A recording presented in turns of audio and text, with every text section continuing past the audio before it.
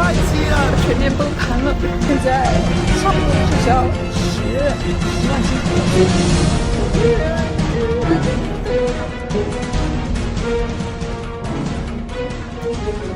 It's all covered in today's China Truths. 全面崩盘了。 Pork prices in China have fallen to rock bottom. The markets are overflowing with meat, but no one is buying. What was once the nation's most consumed food has now become a symbol of despair. Since 2020, pork has never been this cheap. In Beijing's Huaguan supermarket, rows of pork lie untouched. Farmers say the price can't even cover the cost of raising pigs.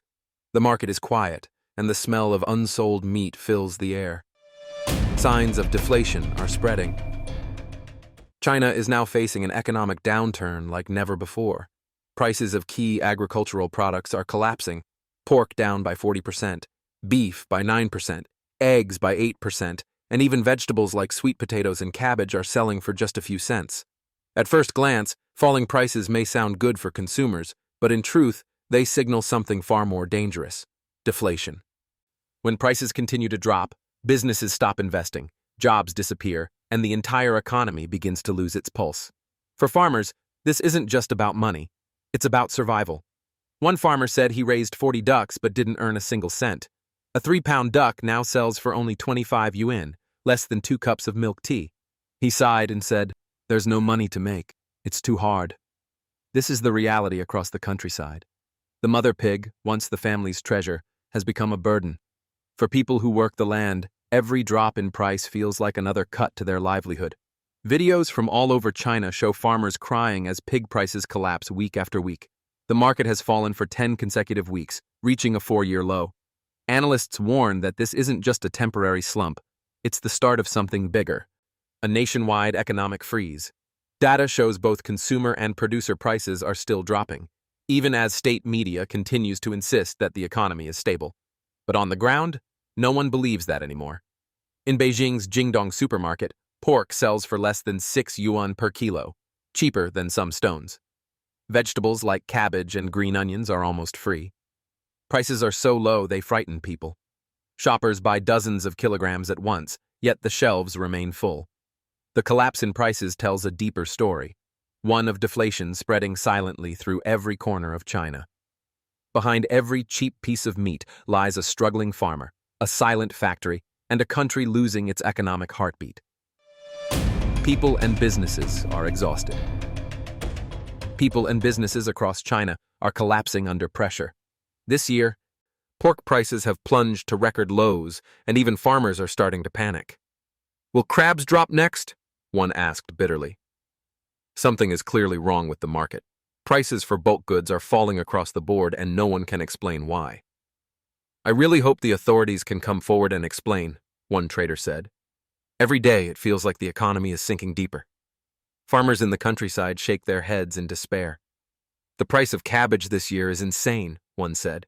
"There's only 7 or 8 kilograms left in the field, and it's selling for less than 2 cents per kilo. It's not even worth harvesting. Markets have run out of buyers. Harvests are piling up." "It's too hard this year," another farmer murmurs. "Harder than ever before." Seafood sellers echo the same pain. "Shrimp used to be 50 yuan a jin," a vendor recalls. "Now people don't even have the money to buy." Fish stalls are empty. Crab stalls are stacked high with unsold seafood. "There are too many crabs," one seller sighs. "The buyers are gone. We're broke. Everyone's broke." It's the cheapest season in years, yet no one wants to buy. The more prices fall, the harder it becomes to sell. A cycle of despair that traps both farmers and merchants. Even in supermarkets, the situation feels surreal. At one market, bananas from Hainan sell for only 2.99 yuan a jin, down from the usual 5.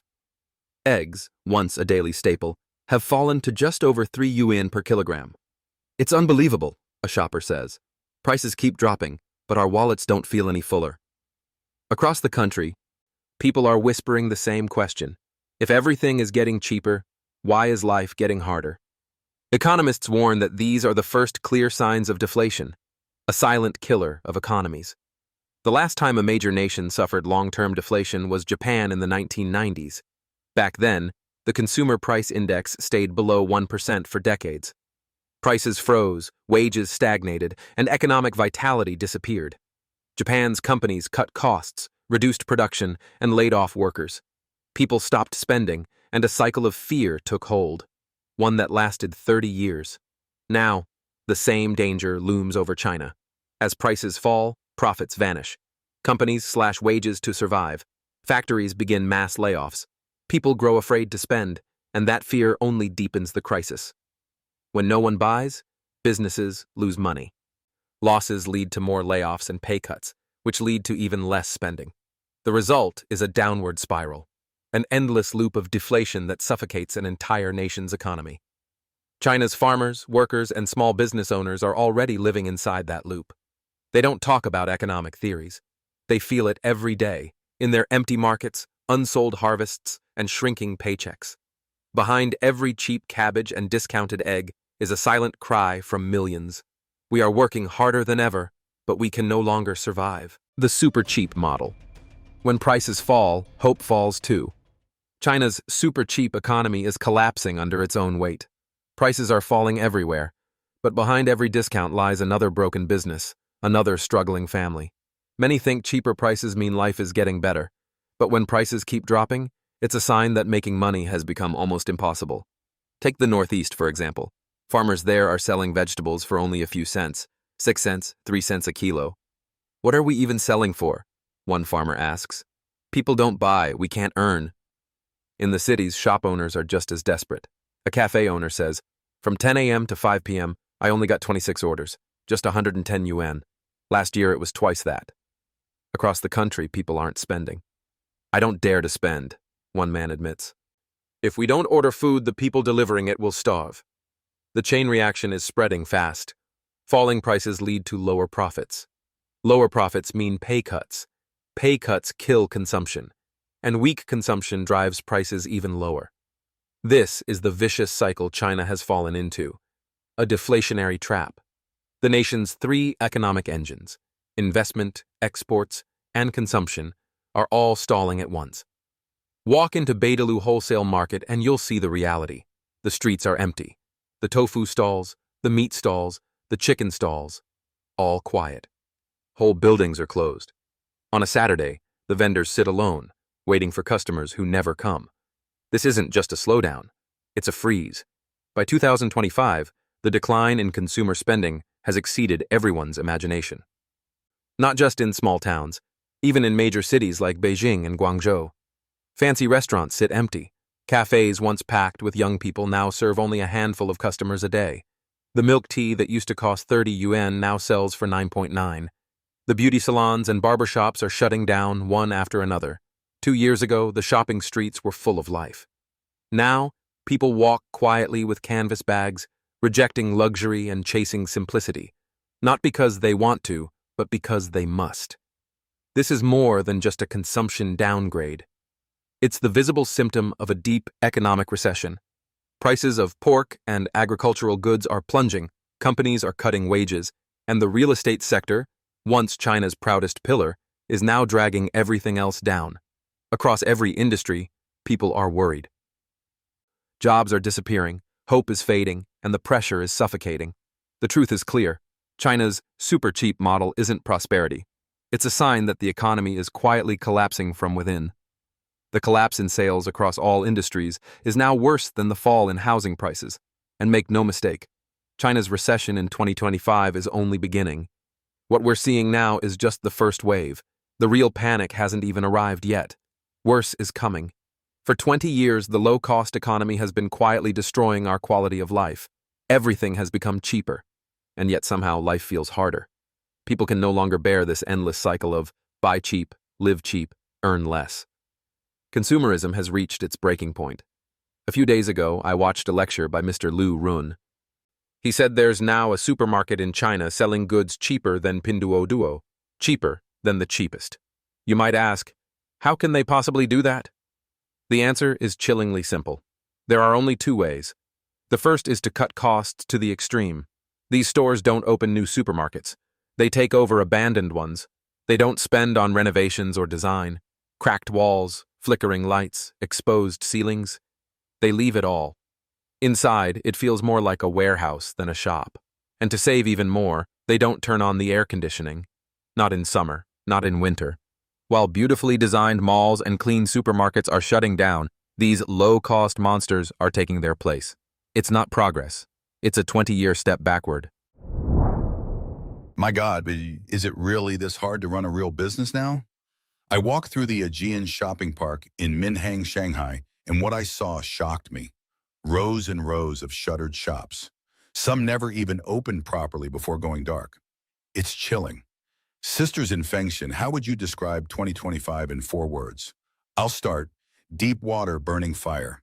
Can you believe this? This is central Shanghai, right next to Ruijin Hospital. An entire row of empty storefronts. The market feels lifeless. Even the so-called Magic City has lost its sparkle. Last weekend I went to IFC Mall and I couldn't believe my eyes.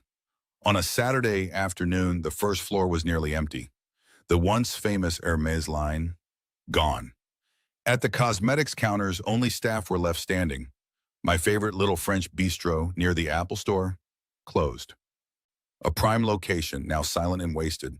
Only the Apple Store still seems to have a pulse. You wouldn't believe what Shanghai looks like today. At its peak, over 30 million people lived here. But the city feels hollow now. Countless stores have gone under, and even the metro, once jam-packed, now has empty seats. Hotspots like Global Harbor and Nanjing Road are eerily quiet. Offices are half empty. I don't know why, but it feels like people are vanishing.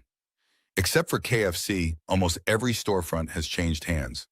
The noodle shop I used to love is gone, just disappeared. This is still Shanghai, the most prosperous city in China. Imagine what second-tier cities must look like now. Dahongqiao, North Bund, Qiantan, Shanghai's 3 new business zones. Dahongqiao is now a ghost district. Around 80% of its office towers stand vacant. Parks are deserted. The one remaining mall barely sees any foot traffic, and most of the street shops have closed. The underground food court, half empty. Even the Western dining area once packed at lunch and dinner, gone silent.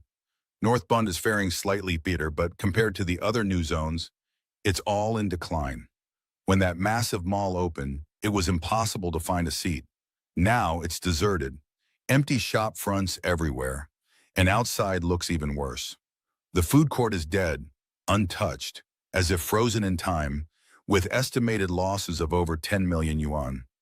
Even the small mall near Taikoo Li Qiantan is collapsing, nearly vacant, while surrounding street stores can't find tenants at all. Shanghai, the city once portrayed as a land of skyscrapers and glamorous success, that dream is fading fast. Before I came, I thought Shanghai was full of opportunities, connections, and high salaries. But in reality, wages are shockingly low. I checked job listings. Most offer just 3,000 to 4,000 yuan a month.